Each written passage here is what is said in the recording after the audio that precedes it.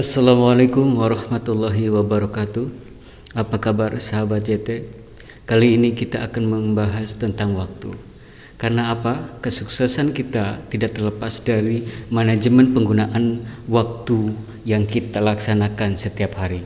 Karena sahabat JT, sukses adalah akibat dari berangkaian sebab yang secara sadar Anda lakukan secara terus-menerus. Sahabat JT, apa yang harus kita lakukan untuk tips mengatur waktu yang efektif? Nah, sekarang tiba saatnya kita langsung belajar apa langkah-langkah yang harus kita lakukan agar waktu yang kita punya semakin efektif dan mengantarkan kita pada pencapaian-pencapaian terbaik yang kita inginkan. Tetapi sebelum itu, ubah dulu mindset kita bahwa tidak ada sukses yang instan. Segalanya butuh proses, sedangkan demi selangkah menuju perbaikan. Yang kesatu, membuat rencana kerja harian secara detail di waktu malam hari sebelum tidur. Segala yang teratur maka mudah untuk diukur. Begitu juga dengan waktu dan kegiatan harian Anda. Semakin teratur maka Anda dapat meningkatkan hari demi hari, produktivitas Anda semakin baik lagi. Dalam hal ini Anda harus memiliki sebuah agenda yang penuh dengan catatan-catatan harian. Saya teringat dengan salah satu teman saya yang punya agenda tetapi bersih tanpa catatan apa-apa. Padahal setiap hari dahulu ketika sekolah selalu dibawa. Ini membuktikan bahwa agenda saja tidak cukup. Anda harus benar-benar mengisinya hari demi hari. Ingat, sukses adalah perjalanan panjang yang dimulai dari langkah-langkah kecil setiap harinya. Baiklah sahabat JT, sekarang Anda jawab beberapa pertanyaan ini. Sudahkah Anda memiliki buku agenda? Jika belum, kapan Anda harus memilikinya? Jika sudah memilikinya, apakah Anda benar-benar menggunakannya? Hal-hal apa saja yang Anda catat di dalamnya setiap hari? Mengapa Anda harus memiliki agenda harian? Seberapa penting agenda bagi kesuksesan Anda di masa depan? Jawab pertanyaan-pertanyaan ini dengan tulus dan rasakan betapa pentingnya agenda untuk mendukung sukses Anda. Komitmen Anda untuk merubah dari hal-hal kecil seperti ini akan mengandung sukses besar Anda di masa depan. Yang kedua, buat skala prioritas. Berikan ranking atau urutan di setiap tindakan yang telah diatur di hari sebelumnya. Dari mulai yang terpenting sampai yang tingkat kepentingannya kurang, sehingga Anda mengerti aktivitas apa yang harus difokuskan terlebih dahulu. Mulailah menganalisa ulang hal-hal yang akan dilakukan besok, sehingga Anda mengerti prioritas yang akan Anda kerjakan atau yang akan Anda tunda. Yang ketiga, tegas menjalankan rencana harian Anda. Dalam menjalankan rencana-rencana harian Anda akan disuguhkan oleh tawaran-tawaran yang terkadang sering membelokkan Anda dari tujuan semula. Disinilah keteguhan Anda diuji. Apakah benar-benar memiliki komitmen atau hanya ingin saja? Mulai sekarang Anda harus bisa mengatakan tidak untuk hal-hal yang di luar rencana positif Anda untuk hidup terbaik ini. Pada awalnya kebiasaan ini akan terasa asing bagi Anda, tetapi ini adalah awal dari perubahan jangka panjang yang akan Anda raih. Sahabat JT, yang keempat, tunda hal yang kurang penting. Memang menunda adalah hal yang saya larang bagi teman-teman yang ingin sukses di usia muda. Tetapi menunda di sini adalah menunda hal yang kurang penting, tetapi tetap harus dilakukan. Metode menunda ini adalah lanjutan dari skala prioritas yang telah kita bahas sebelumnya. Yang penting tetap didahulukan. Di bawah itu Anda boleh tunda sampai waktu yang tepat untuk segera dieksekusi. Sahabat YT, yang kelima, jadilah raja tuntas. Selesaikan segera semua pekerjaan atau jadwal yang telah ada secepat dan seefektif mungkin, agar jadwal berikutnya bisa segera dilaksanakan. Dalam hal ini, seni mengatur fokus diperlukan. Anda harus bisa fokus ketika hal penting ada di depan mata untuk dieksekusi. Tuntaskan hari itu juga, karena hari esok akan ada hal lain atau hal baru yang menanti Anda. Ini salah satu kebiasaan winners yang harus Anda miliki. Jika kebiasaan tuntas ini mengakar dalam diri Anda, teman dan tim Anda, maka pencapaian-pencapaian hebat akan silih berganti menghampiri Anda. Ingat, waktu tidak menunggu Anda. Ia akan terus bergerak sesuai kewajibannya. Anda yang harus benar-benar mengelolanya sehingga menjadi catatan prestasi harian, bulanan, dan tahunan. Pada awalnya, menetapkan kebiasaan buruk dari suka menunda sesuatu menjadi raja tuntas memang tidak gampang. Butuh pengulangan berkali-kali sehingga menjadi kebiasaan yang akan membentuk pribadi berkualitas di diri Anda.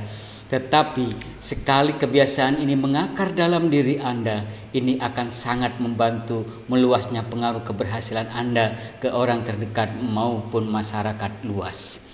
Sahabat CT, yang keenam, delegasikanlah tugasmu kepada ahlinya. Mendelegasikan sebuah tugas atau keputusan memang tidaklah mudah. Apalagi mengingat seringnya orang terdekat atau yang diberi amanah malah menyelewengkan amanah yang kita berikan. Dulu saya juga merasakannya. Apa-apa harus saya yang melakukannya sendiri. Jika diberi wewenang, takut tim berkhianat atau membocorkan strategi-strategi perusahaan. Tetapi setelah banyak pengalaman, saya dan teman-teman yang telah sukses ada kesimpulan yang saya ambil. Jadi, tenanglah, ikhlaslah mengajarkan dan mendelegasikan tugas-tugas positif yang bisa Anda delegasikan, ajari mereka dan kembangkanlah mereka secara tulus. Ini adalah pahala bagi kita. Toh jika kita dikhianati, maka Tuhan juga tidak tidur untuk menghitungnya. Sembari terus bertumbuh menjadi lebih baik, sikap tenang, mendelegasikan dan mengajarkan sesuatu untuk tim atau orang lain yang ahli di bidang tersebut tidak akan mengurangi jatah rezeki dan ilmu yang berkah untukmu. Sahabat CT, yang ketujuh, aturlah gadgetmu. Saya memasukkan materi ini dengan tanda seru agar teman-teman menyadari bahwa gadget di tangan kita bisa membunuh produktivitas sehari-hari.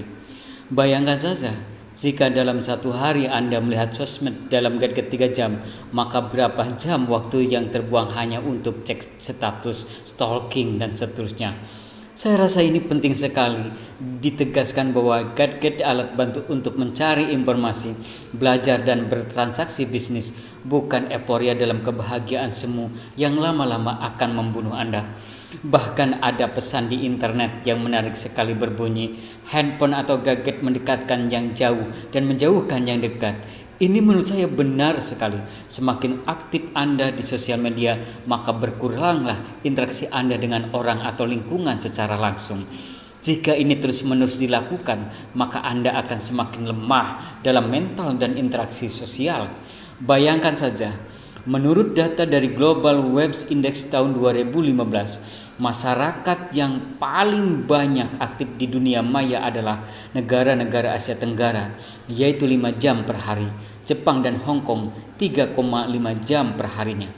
Dan masyarakat Indonesia sendiri rata-rata menghabiskan waktu 2 hingga 3 jam pada media sosial, Facebook, Twitter, YouTube, Instagram, dan lain-lain.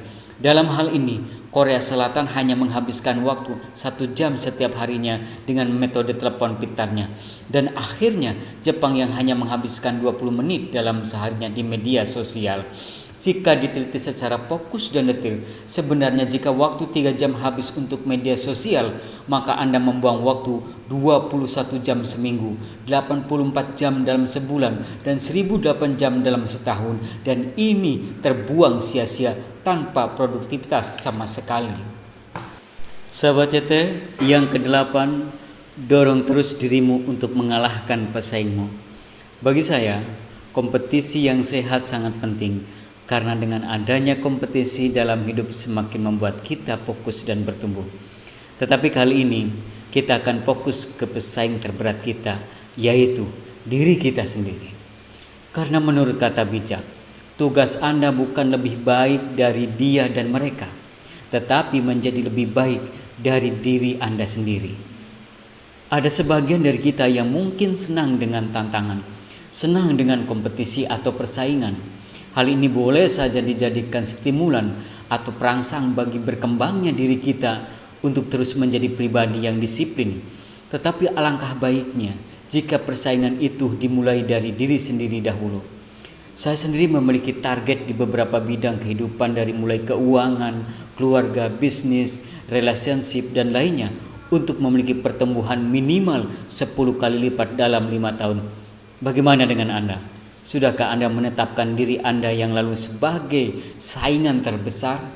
Jika belum, maka mulailah. Kemudian perhatikan apa yang akan terjadi. Sahabat CT, yang kesembilan, kebiasaan rapih akan membantumu. Setiap hari sebenarnya kita dihadapkan oleh banyak keputusan-keputusan kecil yang harus atau mau tidak mau kita ambil. Semakin penting dan strategis keputusan yang diambil, maka semakin baiklah hasilnya.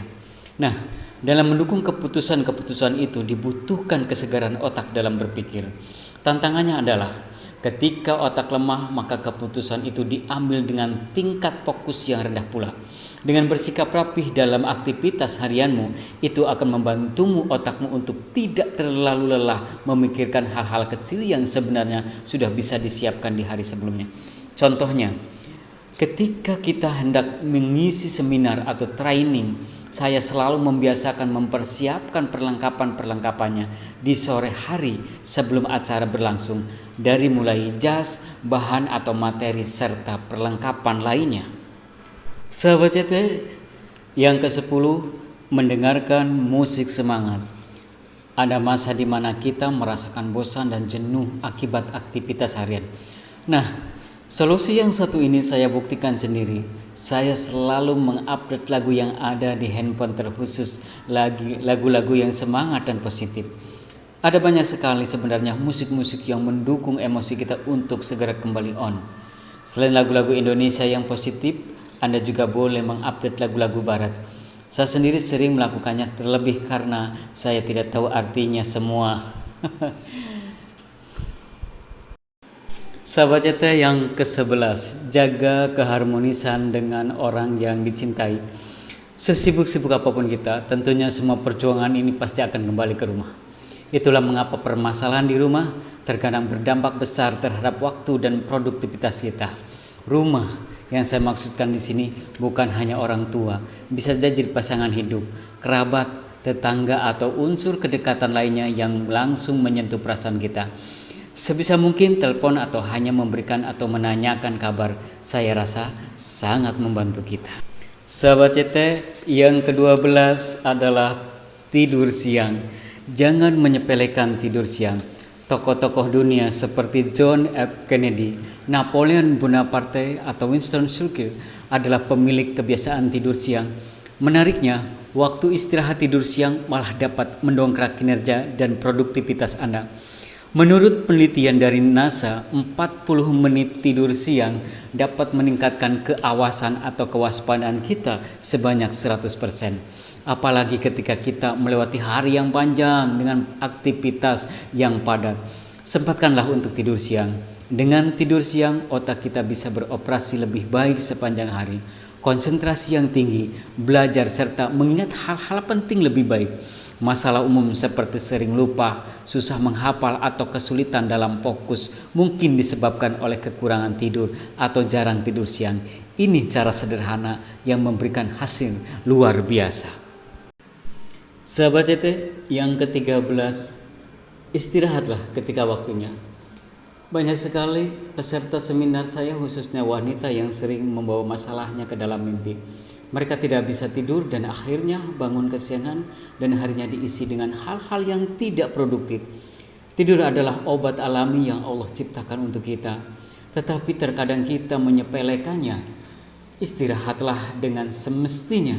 Anda tidak bisa memaksakan diri Anda dalam keadaan fisik yang lemah. Jaga selalu jam tidur Anda setiap hari, maka semua strategi hidup yang disampaikan di atas dapat terlaksana dengan baik. Sahabat CT, yang ke-14, ibadah sebagai pondasi terkuat. Banyak sekali saya bertemu dengan pengusaha di Nusantara ini, dari mulai omset puluhan juta sampai puluhan triliun rupiah. Satu persamaan terbesar mereka adalah mereka menyadari bahwa kekuatan spiritual dalam dirinya begitu fundamental bagi kesuksesannya. Mereka menjaga sholatnya dengan baik dari saat tengah malam, di kala yang lain tertidur. Ini menunjukkan tingkat fokus dan keawasannya terhadap perubahan dunia ini begitu tinggi. Dalam banyak kasus, klien atau tim saya yang memiliki kinerja atau produktivitas rendah, selalu saya mulai dengan bertanya tentang sholat atau ibadah hariannya. Nah, menariknya, beberapa orang yang menyadari produktivitasnya berkurang atau menurun merasa bahwa ibadahnya juga kurang sempurna, dari mulai waktu maupun konsentrasinya. Baiklah, kali ini saya ingin mengingatkan bahwa segala hal yang ingin Anda capai selalu butuh disiplin yang tinggi. Dan disiplin tinggi ini tercermin dari teraturnya jadwal sholat kita, jadwal ibadah harian kita, serta kemampuan kita untuk mengutamakannya di atas urusan-urusan kita yang lain.